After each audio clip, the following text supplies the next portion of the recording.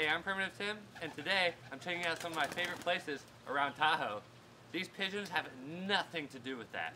Welcome to season 2. Just to recap real quick, I've driven from Florida to California. So I got a job in South Lake Tahoe as a valet. Worked there for about 2.5 months, and now I'm heading south, and this is the first episode of season 2. I'm not really sure which way I should go. Should I do more shorter videos or fewer longer videos? Because this one's long. So comment down below, let me know, and let me know what you thought of this video. Y'all have a good one.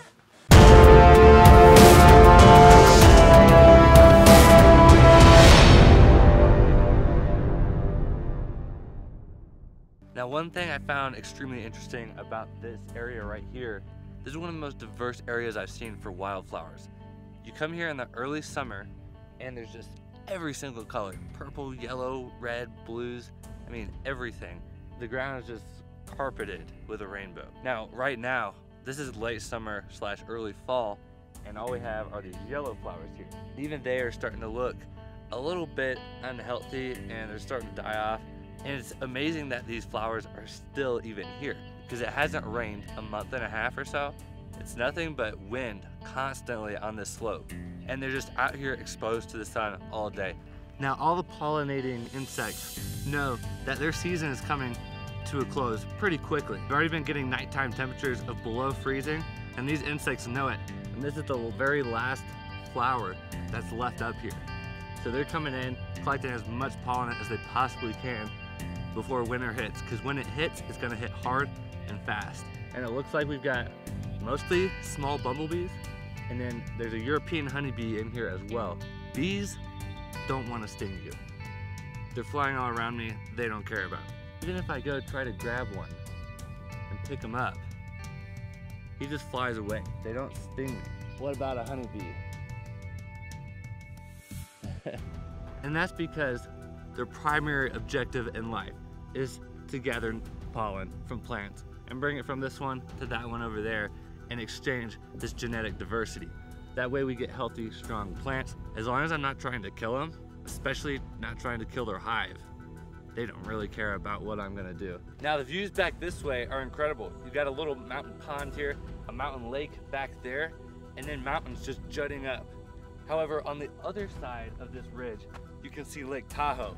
And from this vantage point is where you can really see the vastness of this lake. All right, so it's time to get off the mountain, and it's getting hot. So I kind of want to go find some water. And there's an area that something really interesting could be happening down there.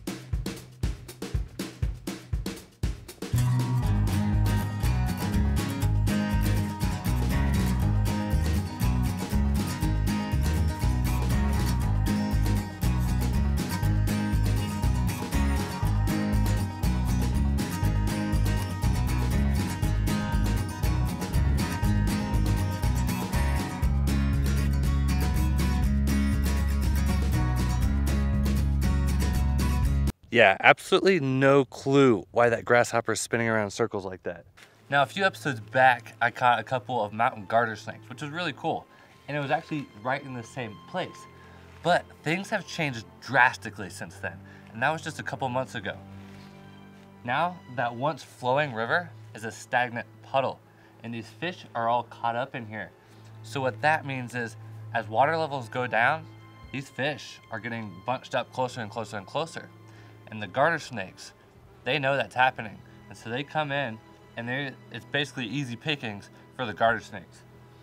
So I'm gonna just go all along this stream bed, look for small pools, and see if we can find some garter snakes feeding on these trapped fish.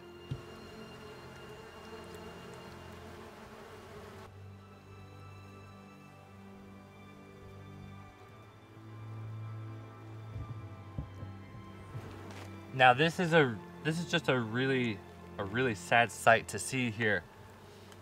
We have all these fish, I mean, young trout. The puddle is just evaporating, and there's absolutely nothing they can do about it. This is nature right here. Nature's not always beautiful and pretty. Sometimes your puddle dries up and you die, and then all these little wasps and things come in and scavenge your body. And I'm actually really surprised that there aren't any garter snakes in this puddle right here just eating these guys up. And you know, stuff like that happens a lot more than we realize because it's out here in the woods that it happens. It doesn't happen in our everyday life. So it's just out of sight, out of mind. But this is just, it's really sad to see, but it gives us a much better understanding of how nature works and how it can be harsh and brutal. Yet the brutality to these fish, this is like the best day ever for those little hornets. One animal's loss is another animal's gain. And that's how we have to see it. Can't think about, oh, I like fish more than I like hornets. So this is a sad thing. That's not for me to judge.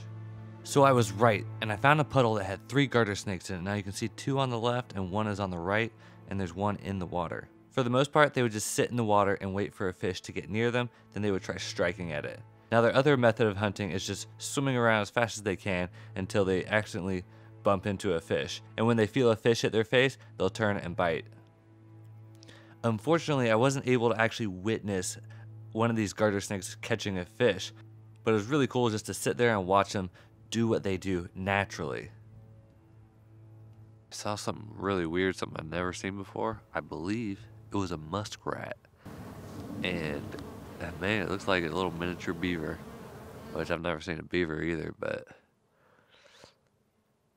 that was just something totally unexpected. I mean, I didn't think about a muskrat living in California, up here in the mountains. All right, so one of my favorite places here in Tahoe is Chimney Beach. And it's called Chimney Beach because there's a chimney on the beach. Now, it's a little bit of a hike down there from the road, but it's totally worth it. And you're about to see why.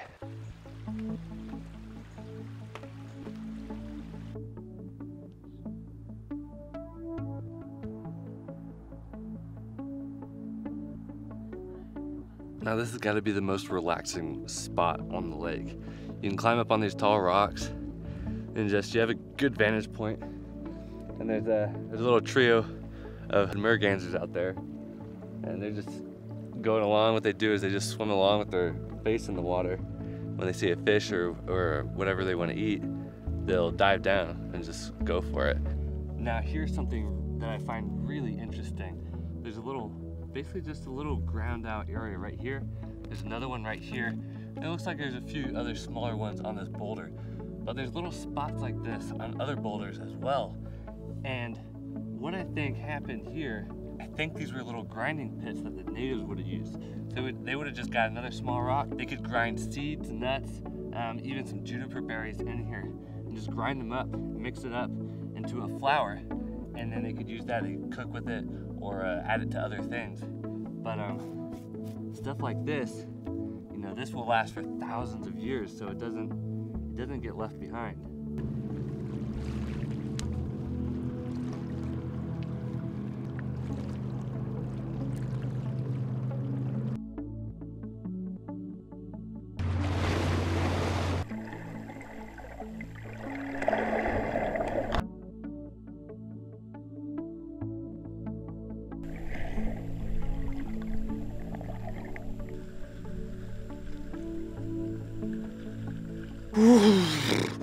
That water is freezing. Oh, like I can't even stay in for like a minute before I just start. Water's so cold. Now what's even worse is you're on the surface and you're like, okay, this is cold. And then you dive down and like there's a significant difference in temperature between surface and like 10 feet down. And it's crazy. It feels like it's just sucking like life out of you. Oh, so I need to get a shirt on and get moving again and get warmed up. Cause I mean, I don't know, maybe it's just cause I'm from Florida, or I don't know if this happens with all people, but this water's just freezing cold. I mean, I don't really see a lot of other people swimming in it, so maybe I shouldn't be swimming in this water after all. Oh, that shirt feels so warm. It is beautiful down there. The water is freezing cold, but beautiful. And it's awesome being in such clear water where, I mean, you can see like 60 feet easy. Well, there's not a whole lot of fish. The underwater scenery is it's pretty sweet. So that is it for the places I wanted to show you guys around Tahoe. Now, if you want to follow along on my travels in real time, you can always go to Facebook, Twitter, or Instagram, search Primitive Tim, and I will be posting pictures like this whenever I find a beautiful view, a cool animal, or anything like that.